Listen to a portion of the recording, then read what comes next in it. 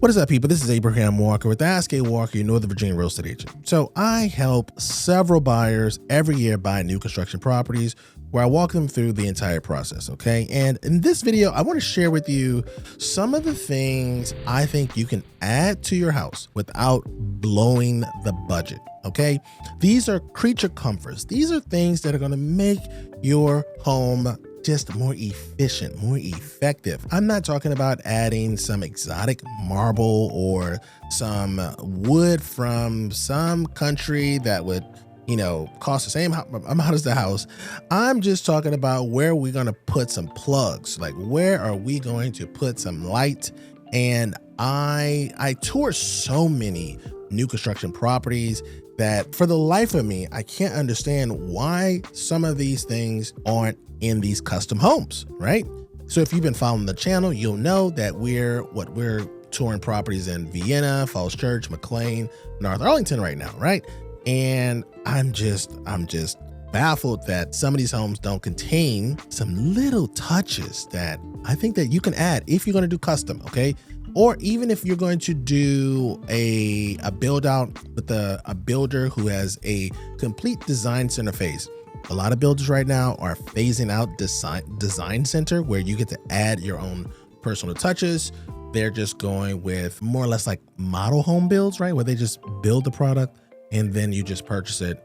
You don't get to put any kind of customization on it, right? So I got a list over here. I'm going to walk you through it, and we're going to walk through each step of the property. I think you should use this video as inspiration for your new build. I know that this video is going to be sent out to my clients and to prepare us to be as effective as possible when we are in the design center phase, when we are talking to the utility provider, low voltage provider, the person who does the wiring and stuff like that. So let's get into it. Let's first start with the front of the property, right? So in the front of the property, you want to have some type of motion detecting lights, right? These can be floodlights. This is just more or less like a security issue, right? Now, walking further up, right? So now we're on your front porch. On your front porch, you should have two things that I would like to see. A, you should have some type of junction box that would allow you to put a ceiling fan on the front porch if you have a large enough front porch. You don't have one of these front porches that's large enough for a swing,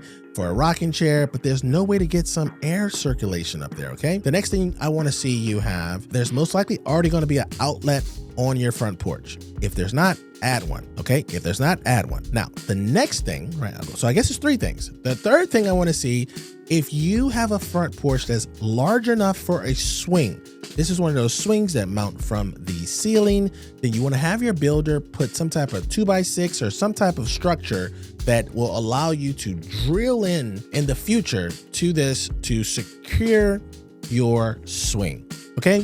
Now we're inside of your property, right? So we're in the foyer area. This is right when you open the front door. What I want to see in that foyer area is some type of a mud zone, right? A lot of the custom builds that we're looking at right now on our channel, they usually have hardwood floors on the main level and on the bedroom level. They usually run that hardwood flooring from the front door to the back to like the sliding glass doors that go off to your deck or to your backyard, right? The problem with hardwood floors is that they are real. And because they are real, they can cup if they receive too much moisture. Where will you most likely receive moisture? Through your front door, right? And also through your sliding door. So what I would like to see is some type of tile, right? Or some type of natural stone in your foyer area as soon as you walk into the property. Now, I know what you're thinking.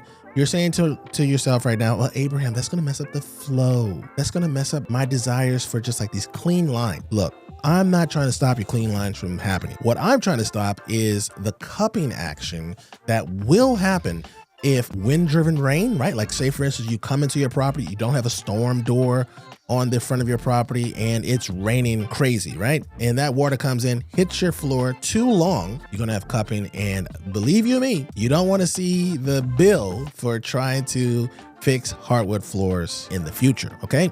That's the first thing, right? So we're in the foyer area. This is like the mud zone, right? Now, another thing I would like to see by the front door is a plug. So with the plug by the front door, this is usually for some type of side table that you'll have there. This is where you'll drop your keys, or you'll have like some type of fixture, right? Like a vase for some flowers, or like you'll have like this little piece of furniture and you have like a little painting or something like that. You want a plug over there, right? Now, it's not uncommon to see plugs all throughout the house, right? But you want to specify the plug in this particular location. Okay, so we're still walking into the property, right? So let's say we come through the garage, right? So let's say we come through the garage. In your garage, you want to have a high voltage outlet. Okay, this is for your electric vehicle in the future. Now, I know some of my clients say, Abraham, I will never have an electric vehicle. Yes, that's what you're saying today. But Mercedes-Benz just released a G-Wagon, an all-electric G-Wagon. So this thing used to be a gas guzzler. Now you could just plug it in and you never have to go to the gas station again. Electric is coming. Whether you like it or not, please, it's so much more affordable if you just get this high voltage outlet at the beginning, especially when some of the builders are putting the electric panel in the basement, okay? If they put it in the basement, it's going to cost you a pretty penny to put that high voltage outlet in your garage. The next thing I want to see in your garage is a plug, maybe 48 inches off the ground. This is for your fridge that may live in the garage. Now, this plug is not on a GFCI outlet. All the other plugs in the garage most likely will be, okay? You don't want a GFCI outlet that services your fridge or freezer, because if that plug trips, you lose all of those goodies inside. In our garage, we had to have this installed as well. I think it cost us $250 or something like that after the deal. But then we had to pay a carpenter to come in and clean up the place. It's a hassle. It's a hassle. Don't do it. Don't go through it. Okay, so we're inside the garage. Now we're going into the mudroom. Okay, so in the mudroom, please, if the builder allows it, let them build the cubbies, okay? Now, I know we have people who are like, well, Abraham, I can go to some other vendor and get them much more affordable. This isn't necessarily about saving money to a degree. This is about having a seamless looking product. You may potentially sell this home, okay? And I have seen some janky looking mudroom that can deter, right, somebody pulling the trigger because they noticed that everything else was built around the same time, okay? Please let the builder build up the cubbies. This suggestion is throughout the entire property, but I'm gonna mention it here. You come into your property, right, from the garage. You come into your front door, right, into your foyer area. There's gonna be a coat closet in both locations, right? There's gonna be a door to access that coat closet. Please put a light in that closet, okay? I don't care how small it is. Put a light in that closet. In addition to putting the light in that closet, put the switch on the exterior, okay? Don't put that switch inside the closet. I'm so tired of hunting for switches when I go in the closet. And I show a lot of property. We try to do a few of these properties a week, and I am just blown away by the switch is going to be in the closet. Sometimes the switch is behind the door. Why did I pay $2 million, $3 million, $4 million for a house if the builder didn't think about how I'm going to use the property? So in the event that the builder has a lapse in judgment, I don't want you to, right? Think about how you're going to use this closet. Would you like the light on when you are in the closet, or do you want to find the on switch when you step in, right? Okay, so now we're in the kitchen. There's two lights I think you must have in your kitchen, and this is non-negotiable, especially for my clients who are building above $1.5 million. We have to have under cabinet lights. This is a non-negotiable, people, okay? A lot of these $2 million properties, they have 10-foot ceilings, right? So you have a light source that's coming from 10 feet up in the air, right? And you have cabinets that sometimes go from the, you have some workstation and then they go all the way up to the ceiling. There's a shadow underneath the counters where you're supposed to be working, right? You're preparing food. Now, usually 2 million, you're not in the range of having, hired help, right? So you're still making eggs, right? Get yourself some under cabinet lights. It's going to make your life easier. I'm telling you, it's going to brighten up your day, right? Brighten up your workstation. Another thing I want to see from you all is there are these toe kick lights, right? They line the floor. Now, this light seems ridiculous, right, to some people. Right? You're like, Abraham, why do I need the floor lit? I want that toe kick night light on a motion sensor so that when you are coming into your kitchen, this vast, beautiful kitchen, huge island, I see that for you. I don't want you hitting your toes, right? I don't want you to hit your toes. I don't want you to hit your toes. Also, I want you to have some nice night lighting, right? Nothing to blind you. When you're sneaking into the cupboard to get some cookies, right? Get some milk, get a little snack, a little nighttime snack. Do that for yourself, right? Last thing I want to see in there's two more things I want to see in the kitchen is I want to see Cat 6 lines, right? So that if you plan to hang a TV anywhere in the kitchen, you already have that wire, okay? Don't fight me on this. In the future, you may want to have high-speed connection to your shows because you got a large property now. That means that the kitchen, to view the TV from where you are in the kitchen, unless you have a large TV, I'm not saying you won't have a large TV, but have a Cat 6 line for your internet. And then I want to see some plugs in those pantries because most of the pantries are maybe like 5 to 9 feet as far as like the depth of them. I want to see 2 plugs at counter height, right? 2 outlets at counter height. And then I want to see another plug or outlet at a lower level, maybe like 12 to 24 feet off the ground, usually by the door, right? That plug is for your cordless vacuum or for your Roomba, right? The thing that just like rolls around, getting all the dust and stuff like that. That thing needs to live somewhere. It needs to be plugged in somewhere. And we don't want that thing just like lingering around, right? Let's do that for ourselves, okay? Now we're in the great room. In the great room, right? So we have the kitchen, we have the eat-in kitchen area, and then we have the great room, okay? In this great room, please see if the builder allows you to get the fireplace that vents above, that actually vents out all the heat above where you're going to fit the TV, right? So usually there's like a slot at the top if you're ever touring properties, or I bring it to people's attention when I'm touring properties, but there's usually a slot above the fireplace where the heat comes out. You don't want to damage your TV. And to be honest with you, a lot of people are going mantle-less, right? There's no mantle whatsoever. So there's just like a sleek, clean, modern insert for a fireplace, no mantle, so there's no protection for that heat that's coming off, right? And so you want to get like a little vent above. I want to see that for you in your great room. The next thing I want to see in a great room is outlets in the floor. When we have our sectionals in these great rooms, right? And you have let's say you have an L-shaped sectional and you have a side table on the end, or maybe you have a nice comfortable plush sofa, right? 3-seater. You have 2 end tables, right? Where is the power coming from? Are you going to run an extension cord from the wall? No, we're not. We're not doing that, okay? We want outlets in the floor. So I want you to imagine where the sofa is going to be, and then we're going to put outlets on those end caps, preferably 2. But at least 1, okay? At least 1. So we're still in the main level. Now we're moving into your dining room. There's a couple changes I would like you to think about, right? First of all, the chandelier and the recessed lights should be on 2 separate dimmers, right? Sometimes you're gonna want to have the chandelier on. Sometimes you're going to want to have your recessed lights on. Sometimes they're going to be dimmed at different levels, right? Depending on what mood you want to set, this will give you that option, okay? Moving to your bedroom on the main living level. That bedroom should have its own private bathroom, okay?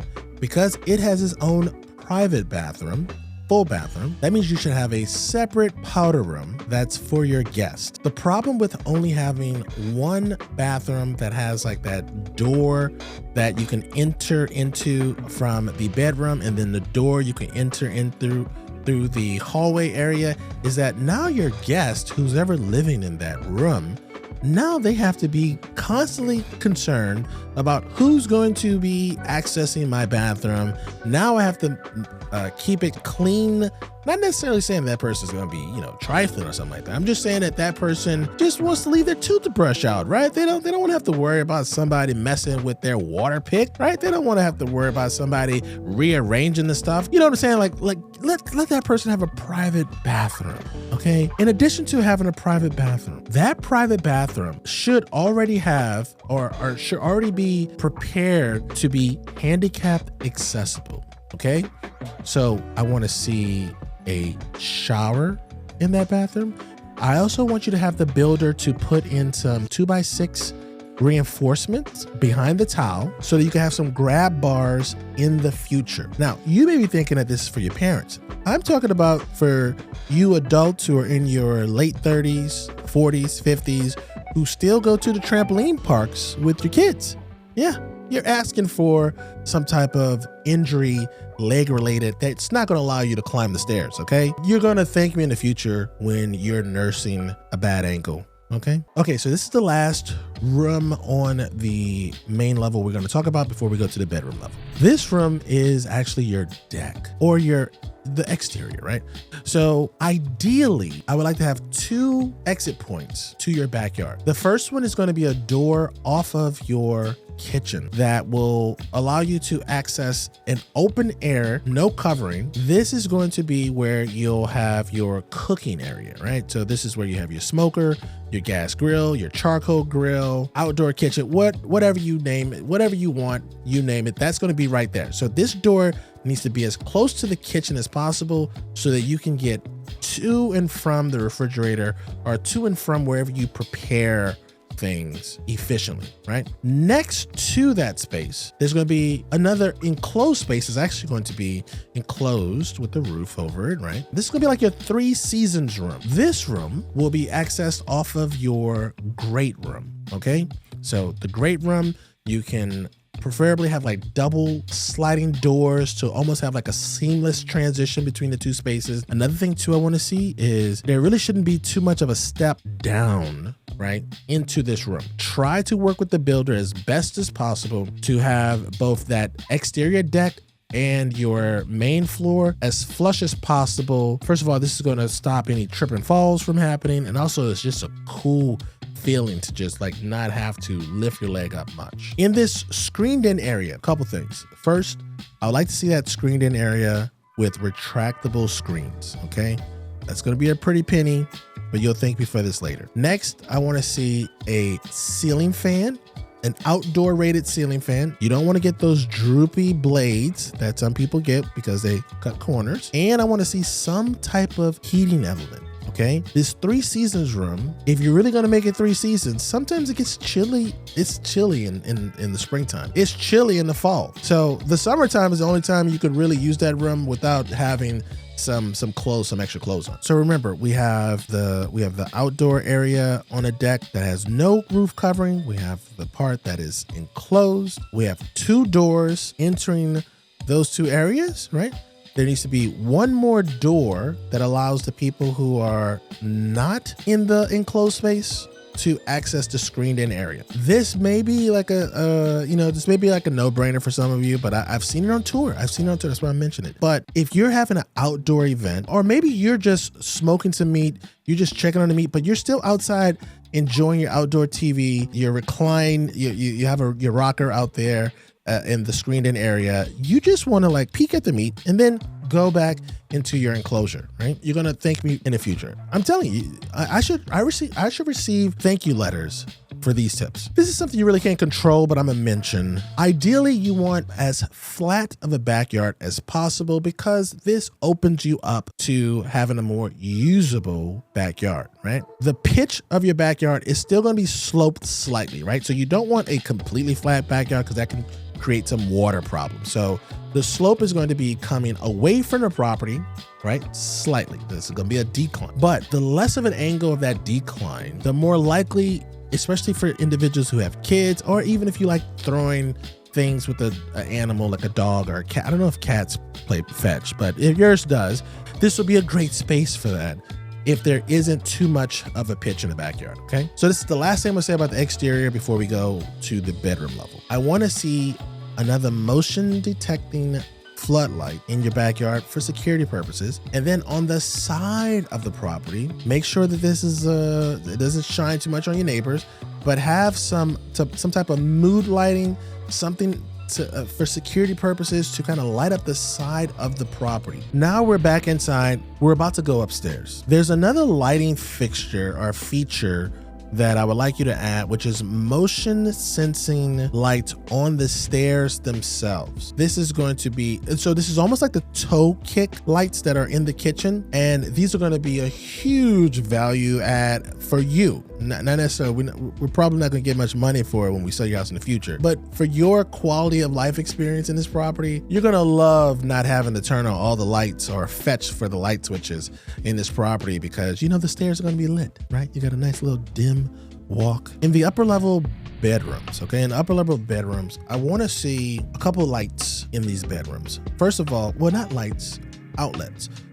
I want outlets that are like bed height, right, on both sides of every bed. This is going to be a great addition for when you're plugging in, you know, iPads, phones, charging your smartwatches and stuff like that. You don't want to have to hunt for that plug. The next thing I would like to have is a task light where you believe the children's desk or the person who's going to be sleeping in that room desk is going to be. Usually when we're looking at these larger homes, the bedrooms are massive. And because they're massive, these are the guest bedrooms. That means that usually we have enough space to fit, you know, a generous size full bed or a queen bed and a desk, a dresser. There's a lot of room in these spaces. So just think about, where would you put a desk? Put a light and a light switch, right? If you don't want to put the light itself in, put a junction box right over where you believe the desk would be, and then tie it to the light switch in that area. So then when your little one is studying or your adult child is studying college courses and stuff like that, they could just easily flip that switch on. Cat 6 lines should be ran to every bedroom, because most of us would rather being plugged in, right, especially to your laptops or your computers, than to be using the Wi-Fi. The more you can move people off of Wi-Fi to a hardwired connection, your Wi-Fi signal, your Wi-Fi will thank you, okay? We already mentioned earlier that we want to see those plugs outside the closet door, or the switch outside the closet door for the light switch for the closet, right? So that goes for all the bedrooms on the bedroom level. We also want to see solid core doors throughout the bedrooms. Those hollow doors echo, they echo when you bump into them. This is going to help you with the sound mitigation, right? Sound dampening, the user experience, right? I know you're not going to be able to do, some people aren't going to be able to do everything, right? So use this video as inspiration, okay? Now we're in the owner's suite. In the owner's suite, let's assume that we have an owner's suite that's large enough for both a bedroom space, a sitting room, and 2 closets and a large bathroom. That's sort of what you're getting for 1.7 and above, 1.8, 1.9, you know, and above. In the sitting room section of the owner's suite, I want to see some type of task light, assuming you put a desk in there. Sometimes people put desk in there. Now, if you don't put a desk in there, I still want to see a junction box for a potential fan, and you want to have the cord management system for where you would put a flat screen TV. Now we're in the bedroom. In the bedroom, similar to the suggestion I had in the guest bedrooms, have those plugs, 2 plugs, the same height as the bed itself on both sides. Makes it super easy to manage all of the power tools you'll have, right? Some people have sleep apnea, could easily plug that machine in without having to hunt for a plug. Now we're in the owner's suite closet. In this closet, I want outlets. I want 2 outlets per closet at counter height. Then I want another outlet lower, and this is assuming you have 2 closets. One of you is going to have the vacuum cleaner for the upstairs area, or you'll just have pluggable items that you want to keep on the ground, right? The counter height plugs are for your safe. If you have a safe, most people should have one, and it's one of the kind that need power. You already have it. You already have it installed. You're going to be like, man, this Abraham character was right. Thank you. Thank you. I thank you in advance. Before we leave the closet, if the closet is big enough, I don't think the solution is going to work, because you'll probably need some type of custom closet for this, but try to envision, where will the dirty clothes go? where will you store the dirty clothes? Where's the dirty clothes bin going to go? That's not usually thought of in closets. You know, the shelves, rods, and stuff like that. We don't really need to discuss that because that's a personal preference, but just think about where the dirty clothes go. Now we're in the bathroom. I have a lot of pet peeves in the bathroom. First off, I think that most of these bathrooms are big enough to have some type of makeup station. A makeup station is where there is a hollowed out area. I think it's sometimes called a vanity. But I just call it a makeup station. There's a hollowed out area where you can see like a stool or a chair going into, and it's somewhere where the person putting on makeup is going to sit down and they're going to work for a little time, okay? What I want to see in this station is 2 outlets. 1 outlet on the counter, 1 outlet underneath the counter. Yes. See, this station is for working.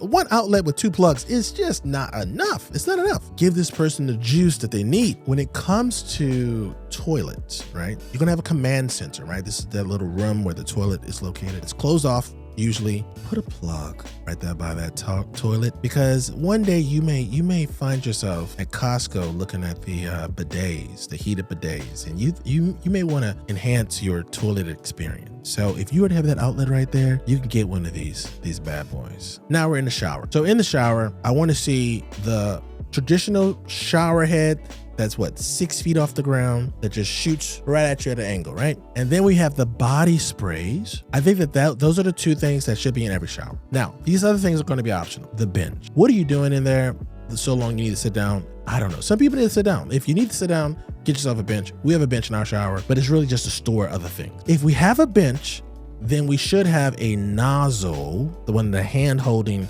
shower sprayers, near the bench. You don't want to be running back and forth trying to, wet yourself, go sit down, scrub yourself. You want to have a seamless experience. We're solving all our problems in this one home, okay? After those things, right? So we have the regular shower head, we have the body washers, we have the bench, we have the handheld nozzle thing. Then we have the rain head. The rain head is last, okay? And I know people are gonna be, thinking like, Abraham, you're crazy. Rain heads are the hot new thing. Rain heads only make sense when you're relaxing, not when you're taking a shower. Think about it. You have this water pouring down. You have to do this dance to scrub yourself properly. At least that's what I think. You can let me know if I'm using rain head shower heads incorrectly. Last thing I want to talk about is the tub area. Right now, the trend is to have a standalone tub, nothing built around it, right? So you have no way of really putting some weight on something and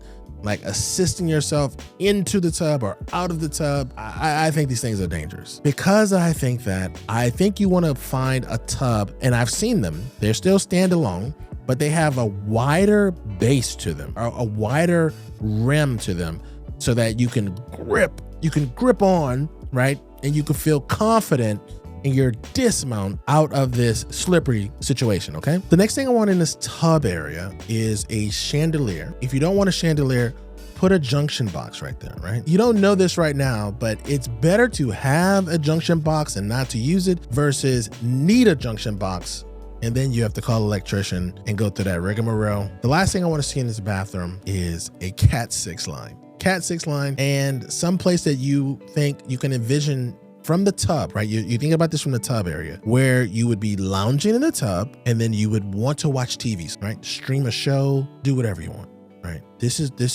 we're solving all our problems here, ladies and gentlemen. All right, so we have tackled outside, we've tackled the main living level, we've tackled the bedroom level. Now let's get into that basement. I want the same lights that we have going from the main level to the bedroom level on the stairs going to the basement. We still need a lit path going to the basement. In the basement, one of the biggest pet peeves I have is that I'm seeing a lot of wet bars or full bars. These things are full. I'm talking about a sink, a little beverage chilling station, tons of cabinets, bar height countertops, the works, except a dishwasher. So let me get this straight. I'm entertaining my guests in the basement. We're having a grand old time. All the dishes that are made, all of the drinkware that stays in the basement next to the bar. Am I supposed to be washing that by hand? Is that what we're doing, ladies and gentlemen? No, that's not what we're doing. We're going to use the dishwasher for the basement dishes. It's not a novel concept, right? So please add that dishwasher down there. If there's a bedroom in the basement, so the similar rules as the main level, then there's going to be a full bathroom in the basement